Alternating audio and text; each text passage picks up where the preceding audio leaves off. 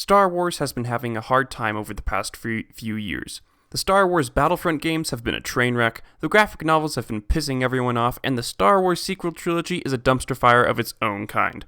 However, there is one Star Wars product that has been roasted by everyone and their Wookiees: the Star Wars Prequel trilogy. The prequels have some awful acting and extensive use of CGI. Oh, also Jar Jar.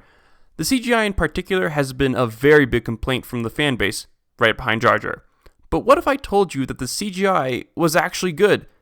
This is going to be a very unpopular opinion, but hear me out on this. I think my argument has some legs to stand on and brace against any angry criticism.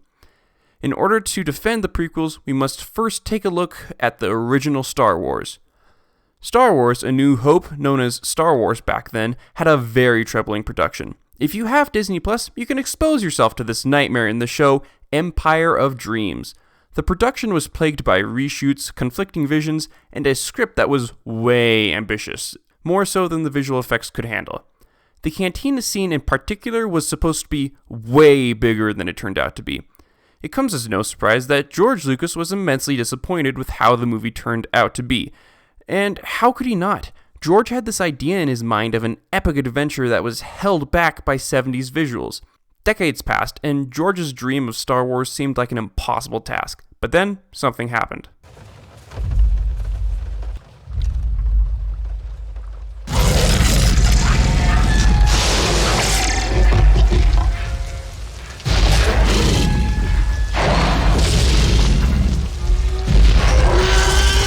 Jurassic Park stomped all over cinemas in 1993.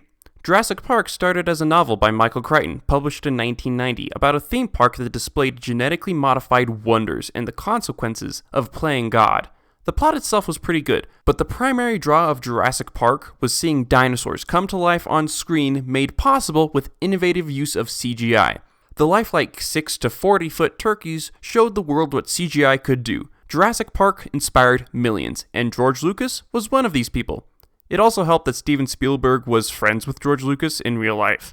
He got to work on Episode 1, with the intent of making Star Wars on the fantastic scale that he once imagined.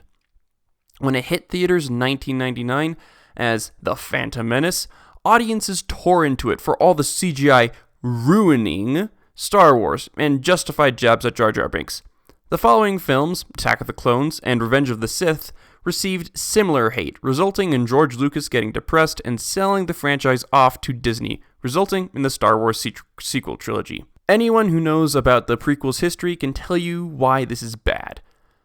Aside from the sequels, imagine working on an art project for an extended period of time only to have everybody, and I mean everyone, tear into it without remorse or mercy. That right there is exactly what happened to George Lucas. He took time to create Star Wars on the scale he wanted to, the way he dreamed in the beginning when he was making the first Star Wars. He didn't have the tools to accomplish this, and the first Star Wars fell short of his vision. Then the tools got handed to him on a silver platter.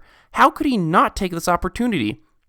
The true tragedy of the prequels is not how CGI ruined Star Wars. The tragedy is how the world collectively destroyed George Lucas's dreams for his creation.